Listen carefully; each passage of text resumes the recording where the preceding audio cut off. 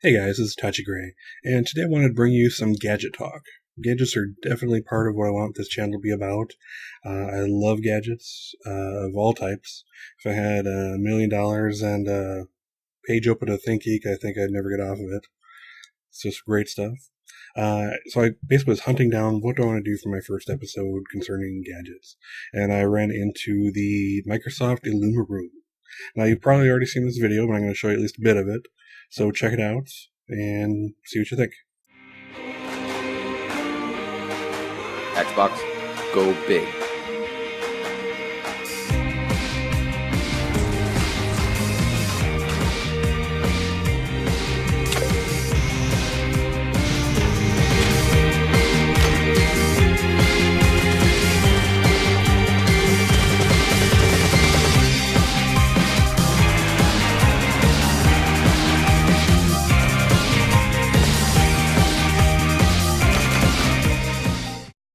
So I think the Illumiroom is a cool concept. It's a little enhancement of your gaming experience, but for all the positives, I really am seeing more reasons not to get it. As much of a gadget freak as I am, I just don't think this thing is for me. I can see really cool things you could do with it. The biggest thing that comes to mind is something like sports games. Imagine playing a sports game and having the rest of your wall be the scoreboard, the billboard, and all the things that can pop up on there. That could be its own little part of the game there. Just enjoying, the people watching you play get to watch that, and get to watch the show going on there. So I think that could be kind of neat. Obviously, like a heads-up type display, though, depending on what you're showing it on, it may not be too clear, and generally you really do want whatever's in the heads-up display to be very readable, very seeable.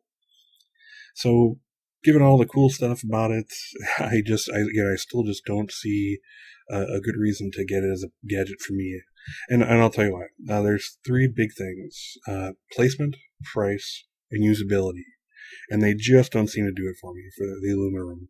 Before we get into that, I just want to kind of take a look at what we're looking at actually. And if you check this out, you see that the area that it's displaying on is kind of that pretty much a rectangle formed by if you look at that bookcase and then the area to the right of it, or surrounding the TV. So again, I'm kind of just making some suppositions here, but kind of go with me on this.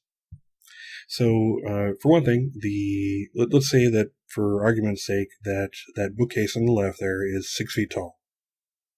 Now, if you kind of take that dimension and flop it on its side, it looks like it's like about 2 bookcases wide, so 12 feet across.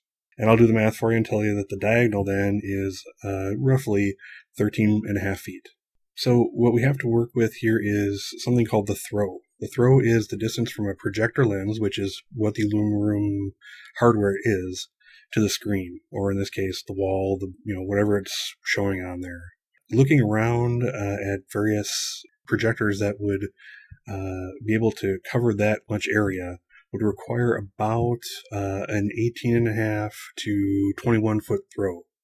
So basically 18.5 to 21 feet between the projector lens and that wall. So right away, that's something to think about, and we'll get to that. So let's start off with placement. So that's a projector. That's what the Illumiroom is, and as we know from actually using projectors, or as when you're little kids playing shadow puppets, anything you put in front of a projector will make a shadow, and there were no shadows shown here. And that, if there were, it really wouldn't be a very effective product. So basically, the projector has to be elevated in some way. Now, if you look at the shots from behind the guy and the gal playing with the Illumiroom, there's really nothing to place it on. So my inference here is then that it has to be mounted on the ceiling. In the case of what we were seeing there, it kind of like the Kinect, I suppose it could be placed on something. Like again, if you had like a bookcase in the back of the room, that could work. But again, you have to make sure that that bookcase or the back of the room, it measures around 18.5 to 21 feet away. So we have to elevate this, and that's not necessarily convenient for all of us. I know that if I came to my wife and told her I wanted to do something to enhance my Xbox experience, and I had to mount it on the ceiling in our front room where we happen to have the Xbox, that just would not happen. So I mean, you need to place it high and in the back of a decent sized room. So there's placement. And again, that just wouldn't work for me personally. Then there's the price. I kind of did research on different projectors that would be able to cover that area that we're talking about, that 6 foot by 12 foot rectangle. And they came in, I found them anywhere from, from $75 for the utter cheapest of them all to hundreds of dollars. The price is pretty high just for the unit itself. Let's assume that even, we could get like the cheaper version. And let's face it, Microsoft will not make the cheapest version, or at least will not sell for the cheapest that I could find. So, I mean, I would estimate at the very cheapest, like $200 you're looking at for a Illumiroom projector. And I think even more given what it does. So there's the cost of the unit itself. Just like with the Kinect, the Kinect is made to be put on a shelf above or below, or an area above or below your TV, and it has no mounting at all. You have to buy mounting supplies extra. So we're going to assume that the same is true for the Illumiroom. So if you're going to mount it on the ceiling, you have to buy the brackets, you have to do the install, and I'm not the handiest guy. I'd just be terrified drilling a hole into my ceiling. Anyway, be that as it may. There's also the cost of bulbs. Now, projector bulbs generally go for about 2,000 hours a use. Let's assume it's around there. Now, if you shop around, you can get a bulb for these various projectors from anywhere from $75 to about $350 for a bulb. Now, and I found the cheaper varieties for the better projectors by doing some shopping around. And again, with Microsoft, I really don't see them using anything but some kind of proprietary bulb that forces you to buy it from them, and therefore not have the ability to really shop around. So it's going to cost you. And again, that's after 2,000 hours of use, so that could last you a while depending on how you play, and that's cool. But it's going to be an expensive thing. Now, usability. For this, from what we've seen, I mean, you have to have, for one, the room has to be dark, especially for the lower end projector that I found, that really, really cheaper one. The cost of its cheapness is that it needs complete darkness. Any bit of light, and it just doesn't put out enough lumens to really illuminate the side of the room that we're talking about. So the room needs to be dark, or if it's a less cheap variety, darkish. And you need the entire room. Again, my wife, when I'm playing Xbox, she can read a book. She can, hang out with, other people, et cetera, et cetera. Other things can be done in that room while I'm playing Xbox, especially if I'm using my headphones, that kind of thing. So the problem with this is you need that whole room. You can't just say, hey, read a book, because the person can't. It's kind of, the person or people that are in that room, if they're not interested in participating in the Xbox viewing experience, they're going to not be able to do it. They're sitting in a dark room with lights flashing over the place and probably a bunch of sound too.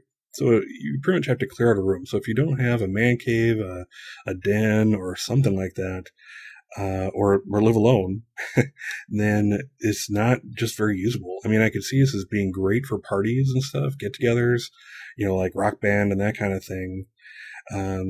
But not so much if you have family members or people who want to share the space and may not be as Xbox friendly as you are.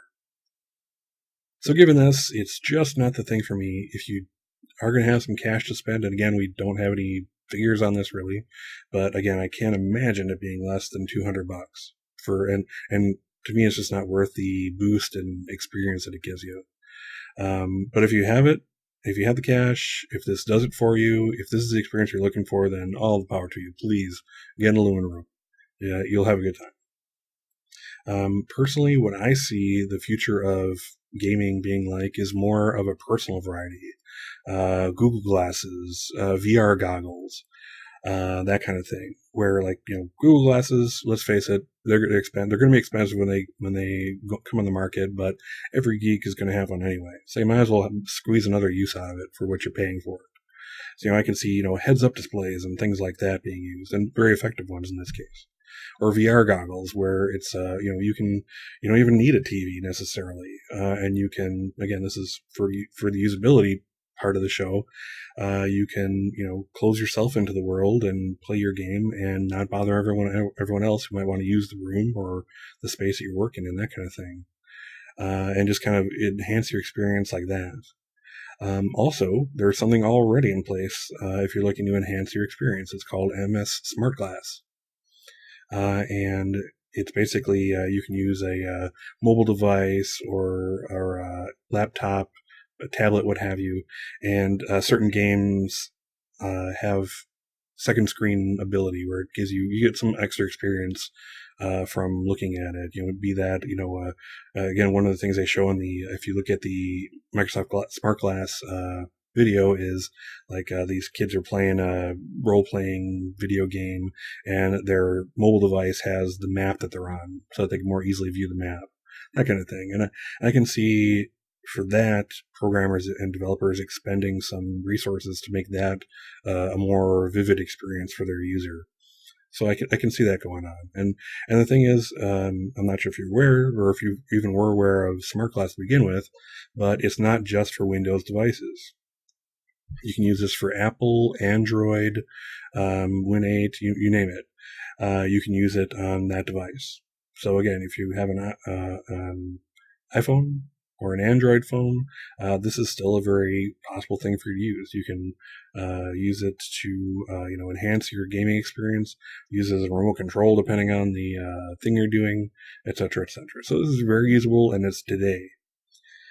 So again, the Illumiroom is something that definitely enhances the gaming experience, but I can't see it really taking off. It's going to have to be too expensive. You're going to have to go through the trouble of placing it in a place that's going to work for the room and for the Xbox. And are you really going to get that much use out of it? These are questions that consumers are going to have to answer, and I just don't see it going over as well as I think they're hoping. But that's up to you. Let me know your thoughts in the comment section, and that's going to do it for this video on Illumiroom. And I hope you enjoyed it, and I hope you have a great day. Take care.